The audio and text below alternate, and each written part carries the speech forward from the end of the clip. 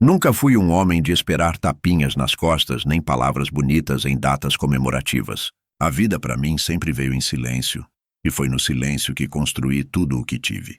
Mas confesso que quando o envelope chegou, mesmo discreto com apenas um brasão dourado e os nomes de Mariana e Rafael impressos no centro, meu coração deu um leve tropeço. Não por surpresa, mas por um sentimento que não sei bem nomear. Algo entre um alívio disfarçado e uma pontada de tristeza que eu não queria admitir. Era o convite do casamento da minha filha. Minha única filha, aquela que eu embalei no colo durante noites inteiras quando a febre insistia em tirar seu sono. Aquela que levei na garupa da bicicleta para a escola quando o carro quebrou. Aquela que, quando me chamava de pai, fazia meu nome soar melhor do que qualquer título que um homem poderia receber. Só que naquele envelope, meu nome não aparecia. O convite dizia: convidamos para celebrar a união de Mariana e Rafael. Nenhum com a bênção de seus pais. Nenhuma menção a mim. Nenhuma linha sequer. Era como se eu estivesse sendo convidado por obrigação, por formalidade. Como se a presença do pai fosse um detalhe dispensável. Algo que se encaixava entre o buffet e o fotógrafo. E mesmo assim, guardei o convite com carinho. Dobrei devagar e coloquei na velha gaveta onde guardo tudo que me importa. Ao lado do primeiro desenho que ela fez de nós dois. Ao lado da última cartinha escrita à mão que recebi no Dia dos Pais. Eu não era burro. Sabia o que aquilo queria dizer. Aquele papel dizia o que minha filha, por vergonha ou por medo, ainda não conseguia dizer com todas as letras: que eu era parte do passado. Que ali no casamento dela eu estaria presente, mas calado, discreto, invisível. Nos dias seguintes, ela não me ligou para conversar sobre os preparativos. Não perguntou se eu queria ajudá-la a escolher o vestido, ou sequer se eu tinha alguma lembrança que pudesse ser usada no buquê, como faziam nas famílias que preservam raízes. Nada.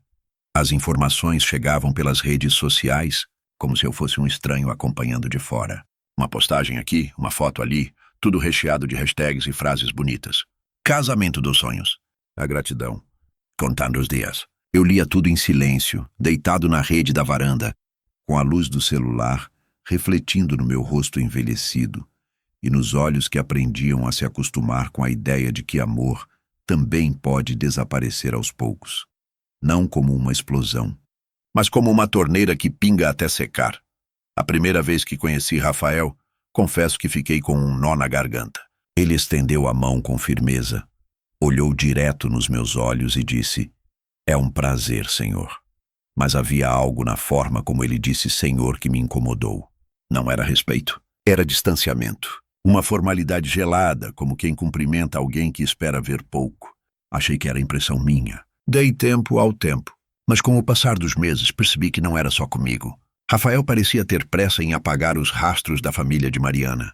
Deixava claro que eles, como casal, seriam independentes, que queriam distância de dramas, de problemas antigos, como ele dizia olhando para mim sem dizer meu nome. E Mariana, minha menina, ela sorria. Ela sempre sorria. No fundo, o que doía não era o silêncio de Rafael, era o silêncio dela. Porque conhecendo minha filha como conheço, eu sabia que ela percebia tudo, mas fingia que não. E o fingimento doía mais do que qualquer palavra dura.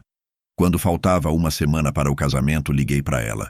A voz dela estava baixa, apressada. Disse que estavam resolvendo os últimos detalhes, que não teria muito tempo, mas que estava tudo sob controle. Eu perguntei: "Você quer que eu vá, filha?" Ela ficou em silêncio por 2 segundos, que pareceram eternos, e respondeu: "Claro, pai. Você é parte da família, parte da família."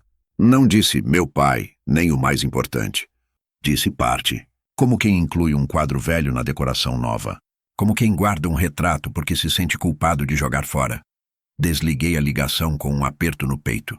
Não era raiva, era luto. O luto de perceber que talvez, de todas as coisas que construí na vida, a única que eu realmente não consegui manter foi o amor da minha filha. Mas mesmo assim, na noite anterior ao casamento, passei a camisa branca com cuidado. Tirei o paletó azul marinho do armário, aquele que usei no batizado dela. Engraçado. O mesmo paletó que segurou ela bebê, agora cobriria o velho que ela mal reconhecia como pai. No dia do casamento, olhei meu reflexo no espelho e vi um homem simples, mas inteiro. Cabelos grisalhos, olhar cansado, mas firme. Sorri com a mesma boca que ensinou minha filha a dizer as primeiras palavras. E saí de casa não como um coitado esperando migalhas de atenção. Saí como um pai. Mesmo que eles já tivessem esquecido o que isso significava, eu só não imaginava que, ao chegar lá, seria tratado como menos do que isso. E era só o começo. Cheguei ao salão com 30 minutos de antecedência, não por ansiedade, mas por respeito. Sempre achei que as coisas importantes merecem ser vividas com calma, sem pressa. Peguei um táxi simples, sem enfeites, sentei no banco de trás e fui olhando pela janela o caminho que já conhecia de cor. Era o mesmo bairro onde um dia levei Mariana pela primeira vez ao parquinho, segurando sua mão miúda com medo dela tropeçar nas calçadas quebradas. Agora eu ia vê-la cruzar um altar. E de alguma forma, parecia que era eu quem tropeçava num chão que não reconhecia mais. O salão era grandioso. Vidros altos, colunas brancas, escadarias que pareciam feitas para desfiles, não para cerimônias de afeto. Gente elegante por todos os lados, perfumes caros, risos abafados, celulares tirando fotos de tudo. Entrei com passos calmos, ajustando o paletó pela enésima vez, tentando disfarçar o nervosismo que me apertava a garganta. No bolso interno, carregava um envelope pequeno com uma carta escrita à mão. Não era discurso. Era só um pedaço do que eu gostaria que minha filha ouvisse naquele dia, se o mundo ainda deixasse espaço para a voz de um pai. Mas logo na entrada percebi. Aquilo não era um casamento. Era um espetáculo. E eu estava nos bastidores com a roupa errada e o papel cortado do roteiro. A moça da recepção olhou minha ficha, hesitou por um segundo e depois sorriu forçadamente, como quem já tinha sido avisada de que talvez eu aparecesse. Me deu uma pulseira dourada. Para convidados da família da noiva, disse. Mas era claro que convidado era o termo mais genérico que conseguiram me oferecer. Não disseram pai, nem senhor fulano. Apenas me entregaram um pedaço de plástico dourado e seguiram para o próximo da fila, um casal jovem com roupas que provavelmente custavam mais do que meu salário inteiro da época em que eu ainda trabalhava como supervisor de manutenção. Entrei no salão e fui direto para o canto. Sempre fui de canto. Nunca gostei de ocupar espaço demais. Mas ali percebi que os espaços já estavam milimetricamente divididos. E o meu era o da invisibilidade. Alguns rostos conhecidos me cumprimentaram com aquele sorriso educado e vazio, como quem aperta a mão de um ex-colega de trabalho numa festa onde ele claramente não pertence. Vi a madrinha mais nova cochichar algo ao ouvido da amiga e olhar discretamente na minha direção. Não era preciso ser gênio para entender o teor do comentário.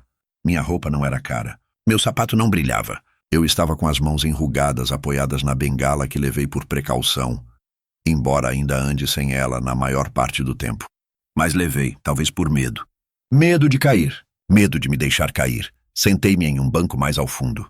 As cadeiras da frente estavam marcadas com nomes. Nomes que excluíam o meu.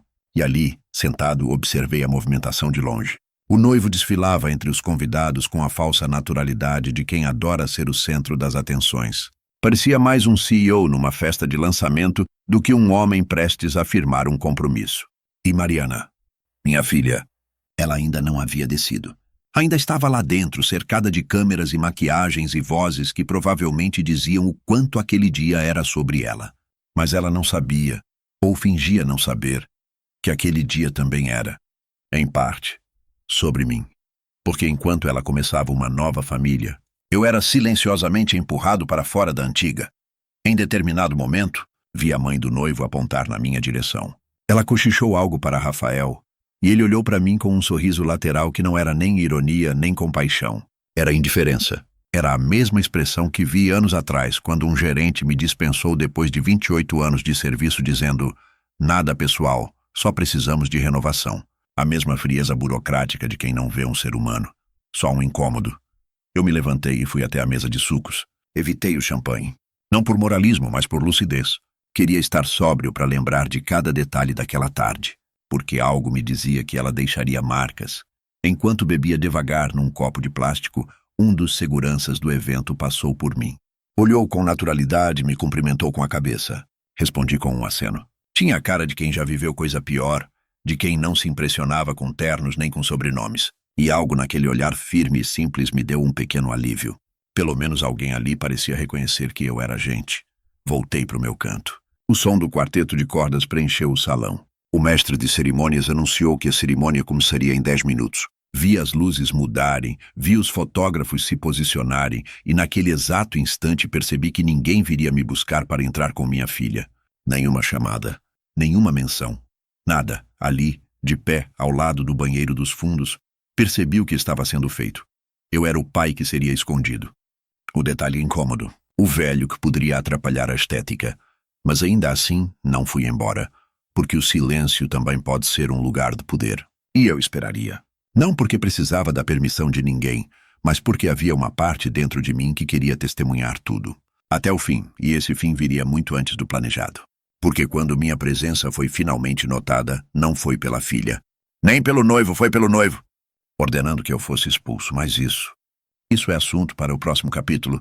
O Rafael nunca me disse diretamente que não gostava de mim. Ele era mais sutil do que isso. O tipo de homem que prefere matar uma reputação por desgaste, não por confronto.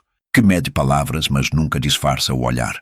E desde o primeiro dia em que apertamos as mãos naquele jantar de apresentação, um restaurante caro demais para o gosto da minha filha até um ano antes, eu senti que ali tinha alguém que não me via como parte do pacote, apenas como um vestígio do passado que precisava ser varrido para fora da sala antes da festa começar. Ele apertou minha mão com firmeza demais, com o olhar nos meus olhos como se quisesse me medir, me testar, me reduzir a um número. E eu sabia qual número ele via. O saldo da minha conta, não a soma da minha história. Durante aquele jantar ele falou muito. Sobre a empresa da família dele, sobre os investimentos que fazia, sobre o MBA em algum lugar da Europa. Usava palavras em inglês no meio de frases banais, como se isso desse a ele algum tipo de status, como se pitch, feedback ou networking o colocassem num patamar acima de quem sempre viveu de calo na mão e dignidade no bolso. Minha filha ria. Mariana parecia hipnotizada. Eu assistia tudo em silêncio, mastigando devagar o tal do risoto de camarão que pedi só porque era o prato mais barato da coluna da direita. E toda vez que eu tentava puxar assunto sobre coisas simples, sobre como ela estava, se ainda desenhava como antes, se tinha lido aquele livro que deixei na última visita, ele cortava com algum comentário debochado. Alguma piadinha sutil que escorria entre os dentes e parecia inofensiva. Mas doía. Seu pai é das antigas, né? Ele disse uma vez quando falei sobre guardar dinheiro debaixo do colchão. Mariana riu. Não porque achasse graça, mas porque queria agradá-lo. E ali, eu entendi que a disputa não era justa. Eu não era só o pai. Eu era o homem que lembrava ela de uma versão dela mesma que ela queria deixar para trás. Com o tempo, as visitas ficaram mais espaçadas. Eu ligava e ela não atendia.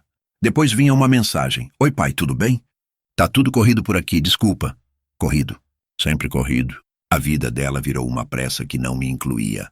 Quando nos encontrávamos, ele estava sempre junto. Sempre dirigindo a conversa, escolhendo o restaurante, pagando a conta como quem paga pelo direito de decidir quem fala e quem escuta.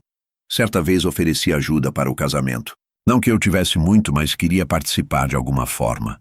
Rafael sorriu, aquele sorriso frio de quem não precisa, e disse, seu fulano, relaxa. A gente dá conta. Mas obrigado, viu? De verdade. Não me chamou de pai. Não aceitou a ajuda. E ainda conseguiu fazer isso parecer uma gentileza. Quando ficaram noivos, soube por uma foto postada no Instagram. Um anel gigante no dedo dela e a legenda. Disse sim ao amor da minha vida. Amor da minha vida. O mesmo que meses depois não me incluía no convite nem na organização. O mesmo que nunca olhou nos meus olhos como um genro olha para o pai da mulher que ama. Só olhava como quem analisa um obstáculo. Alguém que precisa ser administrado até sumir. E sumir era o que ele queria. Nos bastidores do casamento, soube por uma prima que Rafael havia dito que o velho era meio envergonhado, melhor deixar ele mais profundo. Não disseram com essas palavras, claro. Mas eu entendi. Eu era o velho. O que poderia estragar a foto. O que tinha a cara de aposentado da caixa e alma de trabalhador braçal. E ele, com seu terno sob medida e sapatos de couro importado, não queria nada que lembrasse os alicerces, só os enfeites. A forma como ele me olhava naquele salão, mesmo antes de me dizer qualquer coisa, já gritava tudo. Ele me via como um penetra, um erro logístico, uma mancha na estética cuidadosamente planejada da cerimônia. E foi aí que entendi. Rafael não queria apenas se casar com minha filha. Ele queria apagá-la da história de onde ela veio. Queria um novo começo onde ela fosse apenas extensão dele. Queria que a origem dela fosse esquecida, disfarçada, substituída por fotos bem editadas e discursos vazios. E naquele dia, naquele salão, ele achou que conseguiria. Achou que bastava estalar os dedos para me reduzir à poeira de onde ele achava que eu vinha. Mas o que ele não sabia é que quem nasceu da poeira carrega a rocha no peito, e que eu não seria o único a sair dali naquele dia. A cerimônia em si foi rápida, milimetricamente montada para fotos. Promessas genéricas trocadas num altar de flores artificiais e um fundo sonoro que soava mais como trilha de comercial de perfume do que como algo sagrado. Mariana entrou sozinha, sem que ninguém a conduzisse. E mesmo que aquela ausência tenha sido pintada como uma escolha moderna, eu sabia que era ausência mesmo, ausência de mim. A cadeira reservada para o pai da noiva ficou vazia. Alguém, em algum momento, tirou a plaquinha que a identificava.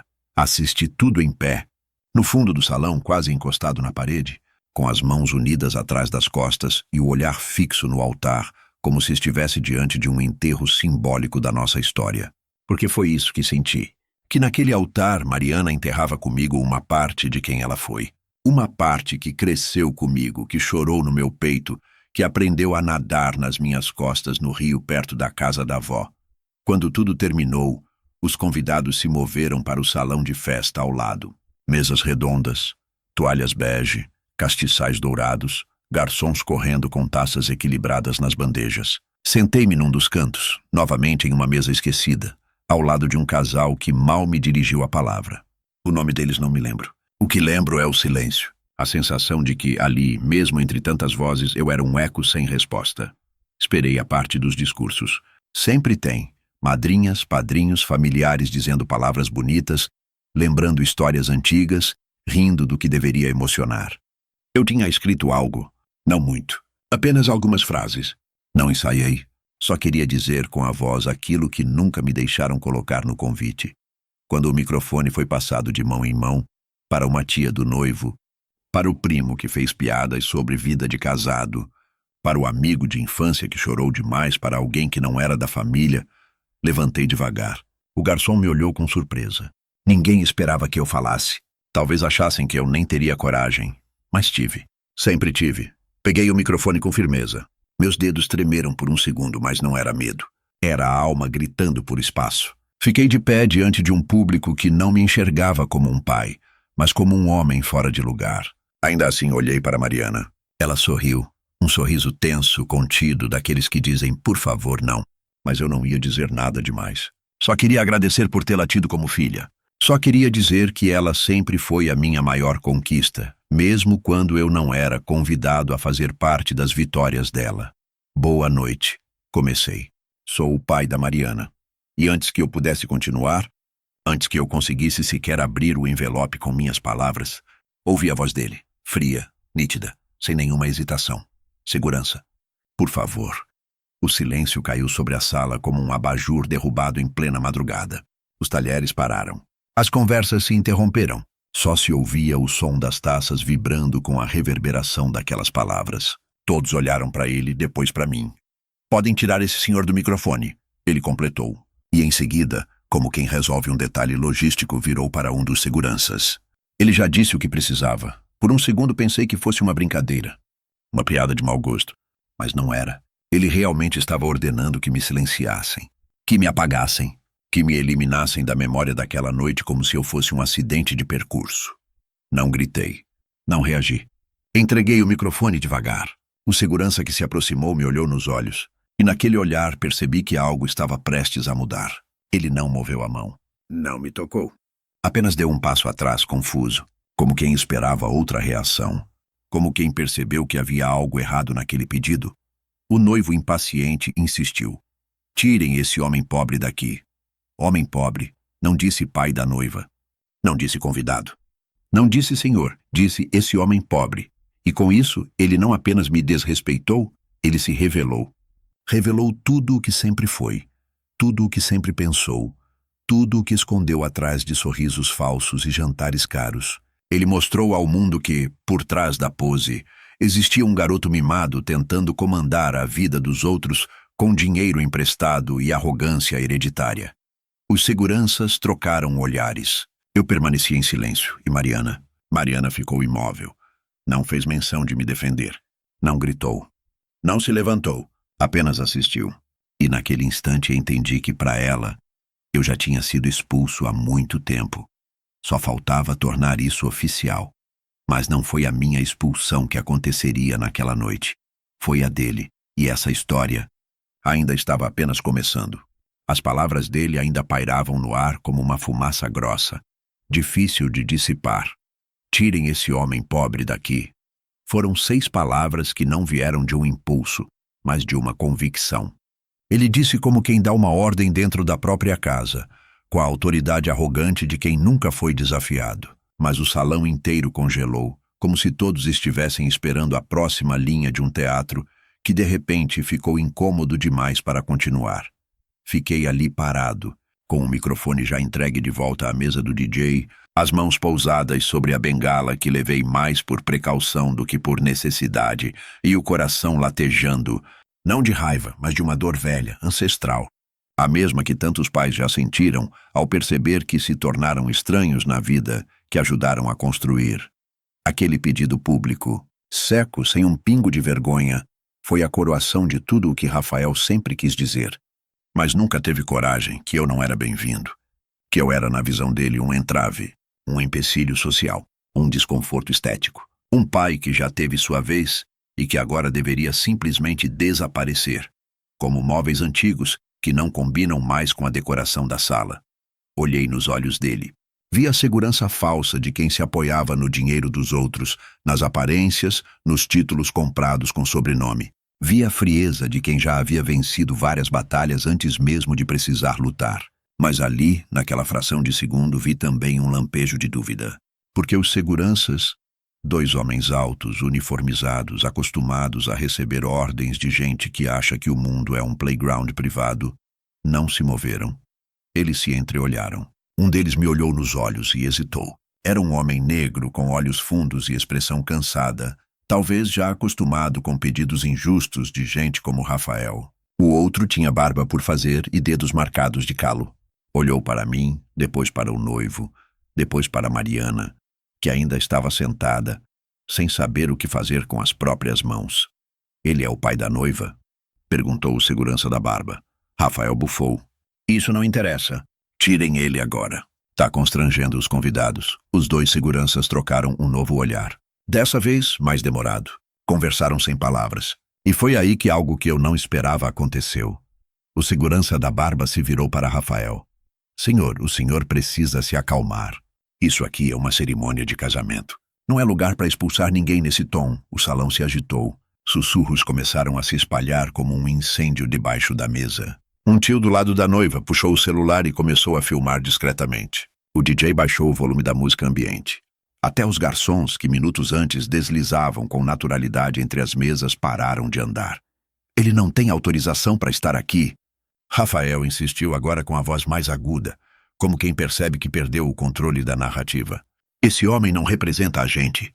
E aí veio a frase que mudaria tudo. O segurança negro deu um passo à frente, não em direção a mim, mas em direção a Rafael. "Com todo respeito, senhor. O senhor não representa ninguém aqui hoje. Quem está constrangendo os convidados é o senhor." O salão explodiu num silêncio ensurdecedor. Foi como se o tempo parasse. Até os refletores pareceram vacilar.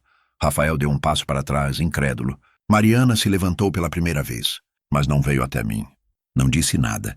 Apenas ficou de pé, com as mãos juntas à frente do corpo, olhando para o noivo como se visse, de verdade, quem ele era. Talvez pela primeira vez. "Eu exijo que ele seja retirado." Rafael gritou agora sem qualquer máscara de educação. Foi quando o segundo segurança tirou o rádio do bolso, apertou o botão e disse: "Solicito apoio no salão principal. Temos um indivíduo perturbando o evento." O apoio chegou em 2 minutos. 2 novos seguranças surgiram pelas portas laterais, mas para o espanto de todos, eles não vieram em minha direção. Vieram até Rafael. "O senhor pode nos acompanhar, por favor?" Ele riu nervoso. Tentou fazer piada. Disse que aquilo era um mal-entendido, que os funcionários estavam equivocados, que ele era o noivo, mas os seguranças foram firmes. E o segurança negro disse em voz baixa, mas suficientemente audível: "Não importa o seu terno. Não importa o seu sobrenome. O que o senhor fez foi humilhar um homem publicamente no meio da festa da própria filha. Isso aqui não é mais sobre protocolo. É sobre respeito. Rafael foi escoltado para fora. Não com violência, não com empurrões, mas com a mesma firmeza que se usa para retirar alguém que passou dos limites, não da etiqueta, mas da humanidade. E ali, parado no mesmo lugar onde fui humilhado minutos antes, vi a ordem se inverter. O peso daquelas palavras voltou para ele como um bumerangue. Não era mais tirem esse homem pobre daqui, era esse homem nunca foi o problema. E naquela noite, o noivo saiu do próprio casamento expulso. Havia muitos tipos de silêncio na vida. O silêncio da madrugada, quando os filhos já dormiram e o pai fica na sala escura olhando para um retrato. O silêncio de quem se cala para não ferir. O silêncio de quem aguenta mais do que deveria. Mas o que se instalou naquele salão depois da expulsão do Rafael não foi nenhum desses. Foi um silêncio de ruína. Um tipo de vazio que só acontece quando todo mundo percebe ao mesmo tempo que algo irrecuperável acabou de acontecer.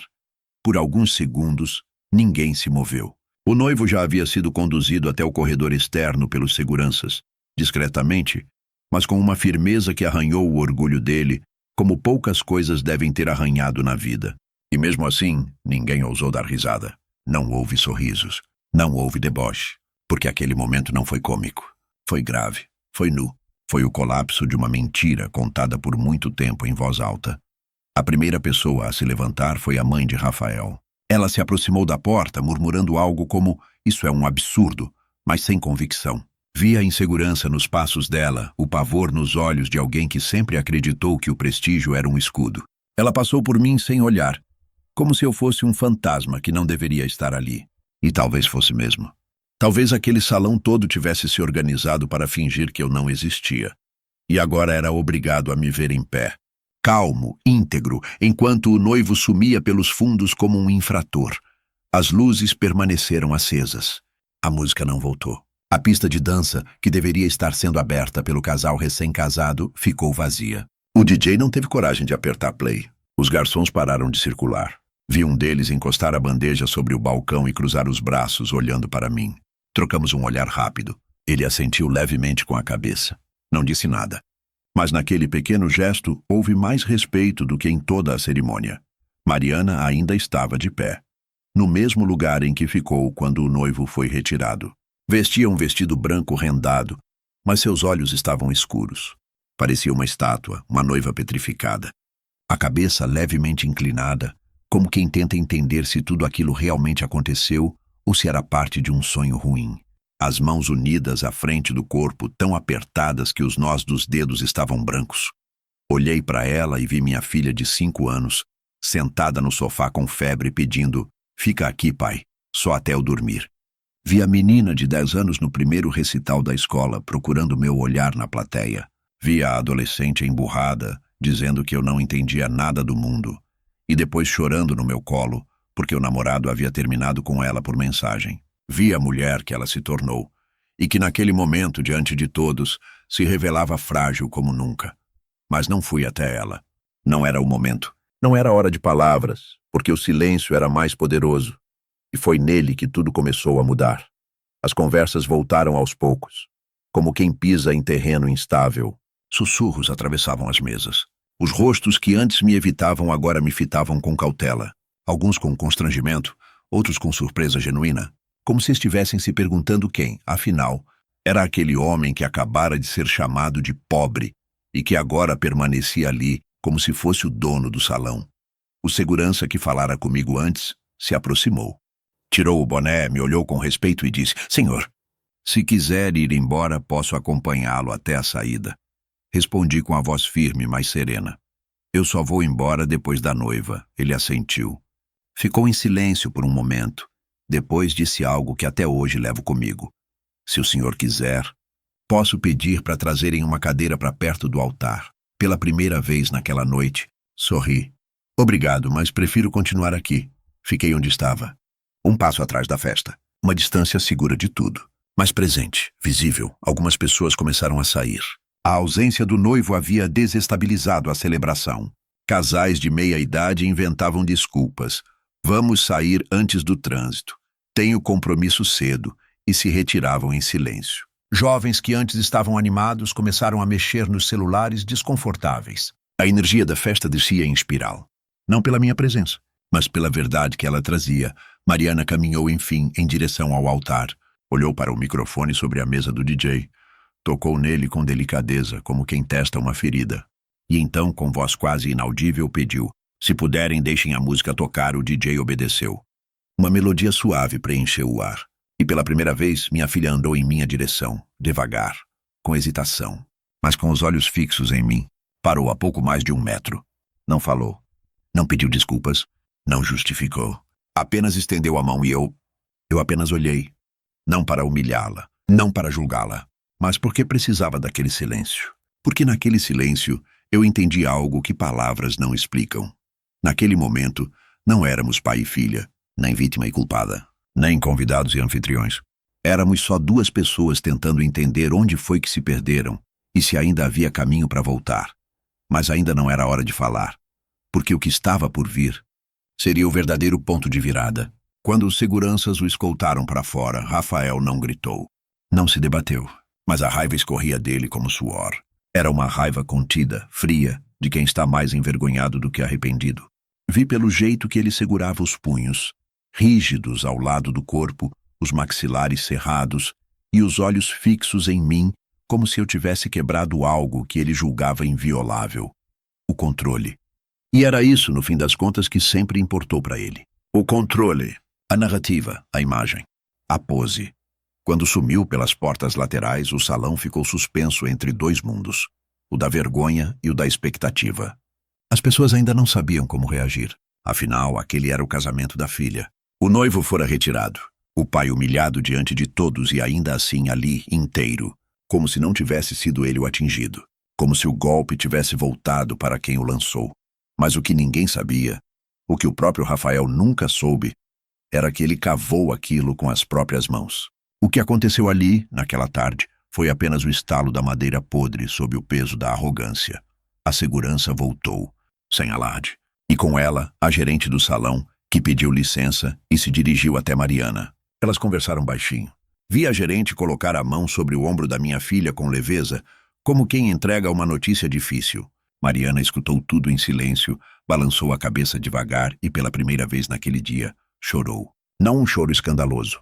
Foi um pranto sem som, o tipo de lágrima que queima mais por dentro do que por fora. A gerente então subiu ao microfone. A música parou.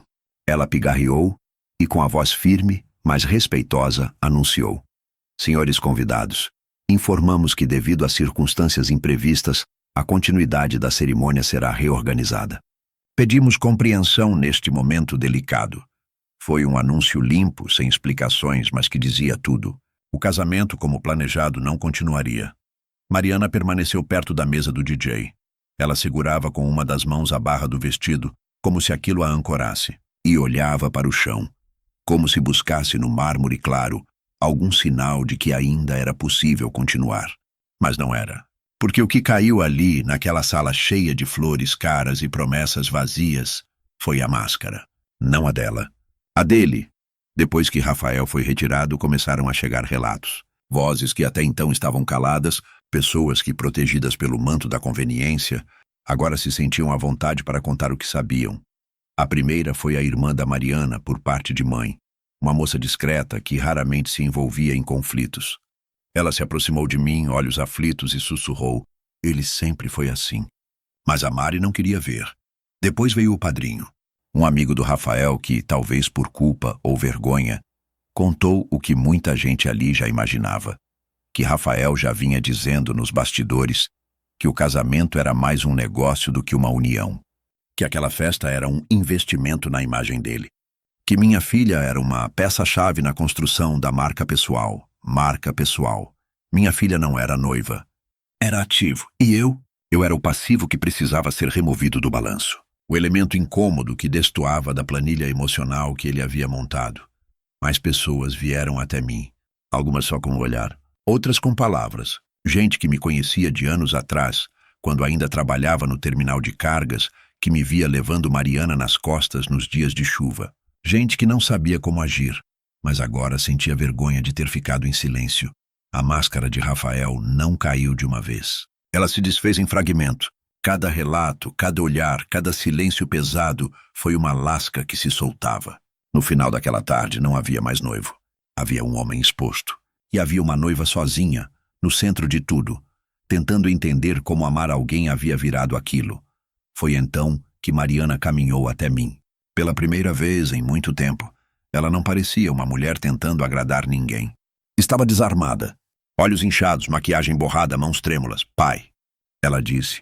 A voz dela saiu como uma folha rasgando. Eu não sei o que fazer. Eu respirei fundo.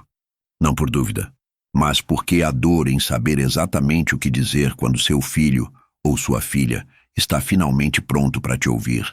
Agora, você recomeça, ela não respondeu. Apenas me abraçou. E naquele abraço senti a infância dela inteira passar por mim. Do colo ao silêncio, do orgulho ao esquecimento. E agora, ao retorno. Mas eu sabia que aquele momento, por mais bonito que fosse, não apagava o que aconteceu. Ele só abria a porta para o que viria depois, e o depois exigiria coragem dos dois.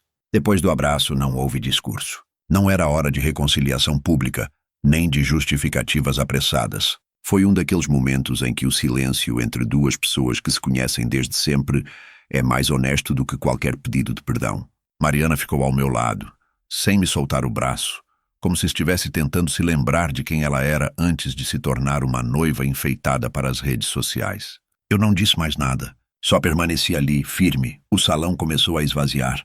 Primeiro os mais distantes, os convidados de compromisso, aqueles que estavam lá por cortesia ou aparência. Depois os amigos verdadeiros que se aproximaram de Mariana com um abraço, uma palavra baixa, alguns até com lágrimas nos olhos. Mas entre todos os olhares que vinham em nossa direção, um se destacou. O mesmo segurança de antes, o da barba cerrada e da voz firme, caminhou até nós. "Posso falar com vocês um instante?" Perguntou com respeito. Assentimos. Ele então olhou para mim, como quem carrega algo atravessado na garganta.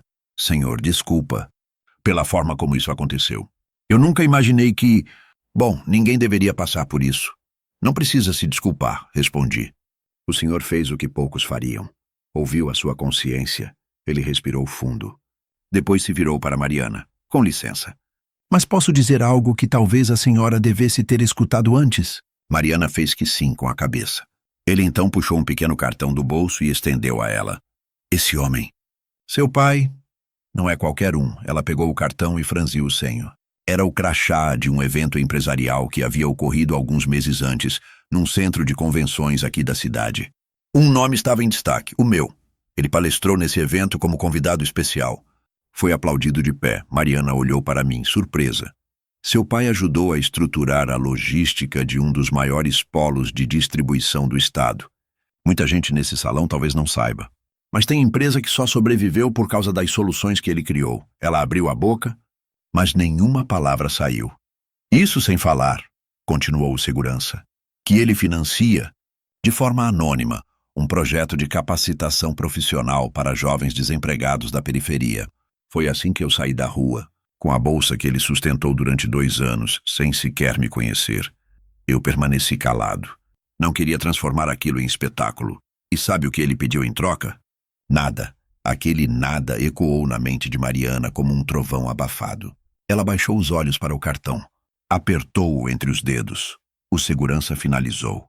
"Desculpa se ultrapassei algum limite, mas... Alguém precisava lembrar quem é esse homem." Ele se afastou. Não houve aplausos, não houve comoção em massa. Mas ali, naquele momento, Mariana me viu de novo.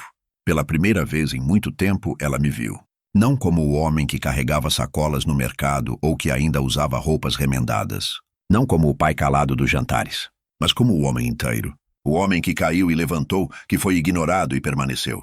O homem que não precisou gritar para ser escutado. "Por que você nunca me contou?" Ela perguntou. "Porque amor de pai não vem com currículo." Ela chorou de novo. Desta vez, em silêncio. Mais tarde, já com o salão vazio e as flores começando a murchar sob o calor das luzes, a gerente me chamou num canto. "Senhor", disse ela, "queremos agradecer pela postura. Sua filha nos contou que a cerimônia foi oficialmente cancelada. Se o senhor quiser, pode usar o espaço por mais 1 hora. Só vocês, assenti. Não queria festa, não queria retrato, mas queria encerrar aquilo com dignidade. Fomos até o altar, eu e Mariana. Ela tirou os sapatos, pisou descalça no tapete branco e olhou ao redor. Que tipo de casamento termina antes de começar? Ela sussurrou. O tipo que salva a vida da noiva, respondi. Ela sorriu. Pela primeira vez naquela noite, um sorriso verdadeiro. E ali, diante das cadeiras vazias e das flores que testemunharam tudo, ela me disse: Pai, me leva para casa? E naquele instante, soube que eu nunca fui só o homem pobre da história. Fui, e sempre serei, o chão. Na manhã seguinte, a cidade parecia a mesma, mas tudo havia mudado. A fachada do salão de festas seguia intocada, as avenidas tão movimentadas quanto sempre foram, os jornais locais sem nenhuma nota sobre o ocorrido.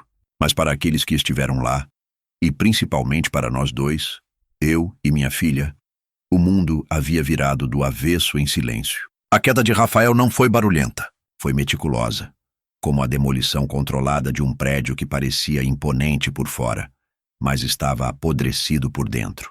As primeiras rachaduras vieram pelas redes sociais. O Instagram, que até então exibia fotos cuidadosamente editadas de Mariana com Rafael em ensaios pré-casamento, agora estava em silêncio absoluto. Nenhuma postagem no dia seguinte, nenhuma legenda explicativa, nenhuma tentativa de controlar a narrativa. E isso vindo de alguém como Rafael, obcecado por imagem, por status, por performance social, já dizia muito. Depois vieram os cancelamentos.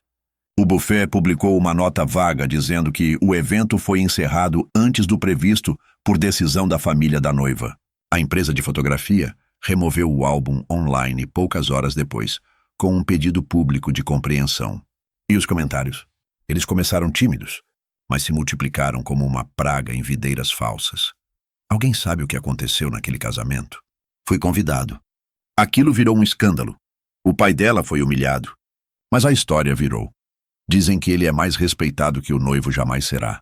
A imagem do homem ideal, do empreendedor jovem, do genro de vitrine, começou a rachar.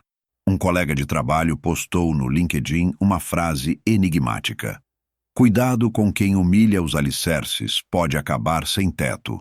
Não citava nomes, mas quem sabia, entendeu? Fiquei sabendo que, no dia seguinte, Rafael tentou aparecer no prédio da empresa de consultoria onde era sócio menor. Chegou com o mesmo blazer azul marinho e a pasta de couro que sempre carregava, como quem não queria deixar cair a pose. Mas o que ouvi de um conhecido que trabalha no mesmo andar foi que ninguém o recebeu. Nenhuma sala se abriu. Nenhum café foi oferecido. Os sócios mais velhos o evitaram como quem se afasta de um investimento mal feito. E não era pela humilhação do casamento. Era pela forma como ele reagiu a ela. Ele não pediu desculpas. Não se recolheu. Tentou, no dia seguinte, enviar e-mails dizendo que o ocorrido foi um mal-entendido familiar, que o senhor em questão agiu de forma invasiva. Mas o vídeo já tinha vazado. Sim, alguém filmou. Alguém sempre filma. O trecho era curto, mas suficiente. Mostrava Rafael ordenando que os seguranças me retirassem. Mostrava ele dizendo com todas as letras: tirem esse homem pobre daqui. E depois o silêncio. A recusa dos seguranças. A inversão do comando. O vídeo viralizou no grupo de WhatsApp da empresa. Passou para os clientes, chegou nos concorrentes. Gente que antes batia nas costas dele agora preferia manter distância. Ninguém queria estar associado àquela postura. E não por moral, mas por cálculo, porque Rafael havia se mostrado imprevisível. E o mercado não perdoa gente que perde o controle em público. Ele não voltou para o apartamento onde morava com Mariana. Os vizinhos contaram que na noite do casamento, ele apareceu por 20 minutos, pegou 2 malas e saiu, sozinho. Entrou em um carro de aplicativo sem dizer uma palavra. Mariana também não voltou para lá. Veio comigo. Passou 2 semanas em minha casa, sentada na rede, cozinhando comigo, lavando roupa no tanque, dormindo no quarto que era dela e que continuava igual, com os adesivos na parede e a estante de livros que ela jurava ter esquecido. E aos poucos eu via nos olhos dela um tipo de cura que não vinha com maquiagem nem com vestido de noiva. Vinha com silêncio, com escuta, com verdade. Uma manhã, tomando café preto com pão amanhecido e manteiga, ela me perguntou: pai, como ele conseguiu me enganar por tanto tempo? Eu respirei fundo, porque você queria muito que desse certo. E quando a gente quer muito, a gente vira perita em ignorar bandeira vermelha. A diferença é que agora você parou de fingir que era rosa, ela riu. Um riso curto, mas verdadeiro. Dias depois, Rafael tentou contato. Mandou uma mensagem fria pedindo uma conversa para esclarecer os acontecimentos. Mariana não respondeu. Depois ligou. Ela não atendeu. Por fim, mandou flores. Um buquê gigante, cheio de lírios brancos com um cartão escrito à mão. Você merece o mundo. Deixe-me explicar, ela me mostrou. Eu li o bilhete e, sem dizer nada, estendi a mão. Ela entregou. Caminhei até o fundo do quintal e o joguei na composteira, entre restos de verduras e cascas de banana. Mariana não disse uma palavra, só olhou. E entendeu. A ruína do casamento não foi o fim de um relacionamento. Foi o começo da liberdade de minha filha. E quanto a Rafael? Ele ainda tenta se reconstruir, agora longe dos holofotes, cercado de silêncio, talvez ainda acreditando que pode controlar a narrativa. Mas o que ele nunca entendeu, e talvez jamais entenda, é que há coisas que dinheiro nenhum compra de volta. E entre elas está o respeito de um pai. Não foi de um dia para o outro que a vida voltou ao ritmo. Nem para mim, nem para Mariana. O que aconteceu naquele casamento deixou cicatrizes. Não as que se mostram, mas as que mudam a forma como você anda, como você fala, como você confia. Mas diferente das outras vezes, nós não tentamos esquecer. Não tentamos encobrir com frases bonitas. Apenas aceitamos que certas dores não curam, elas ensinam. E quando não matam, transformam. Ela passou mais de um mês na minha casa. A cada dia, Mariana ia se reencontrando com a própria pele. Largou os cílios postiços, desfez as unhas de gel, trocou os saltos por chinelos e os discursos ensaiados por silêncios verdadeiros. Voltou a cozinhar, a desenhar, a rir com a boca cheia. E no meio dessa volta silenciosa para si mesma, reencontrou também a mim. Não o pai que ela precisava esconder em festas caras, mas o homem que segurou sua mão quando o mundo era grande demais. Certa noite, sentados à varanda, ela me perguntou: Pai, você me perdoa? Demorei a responder.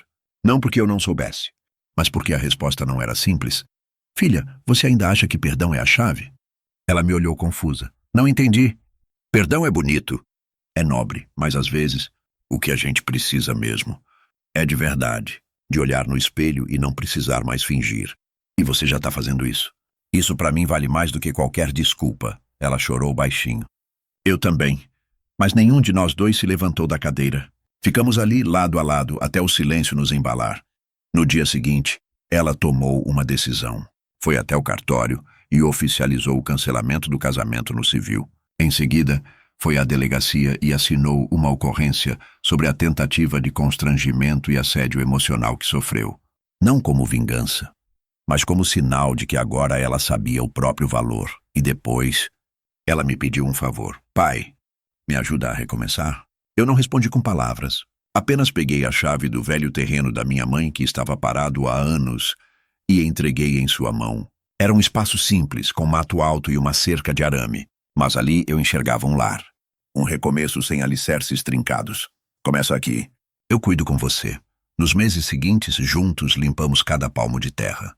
Plantamos uma horta no fundo. Levantamos uma varanda com tábuas de madeira que ganhei de um vizinho. Mariana descobriu uma paixão por cerâmica. Eu voltei a consertar móveis antigos. E toda vez que o sol nascia por trás das colinas, eu pensava: isso aqui vale mais do que qualquer salão de luxo. Nunca mais ouvi falar de Rafael.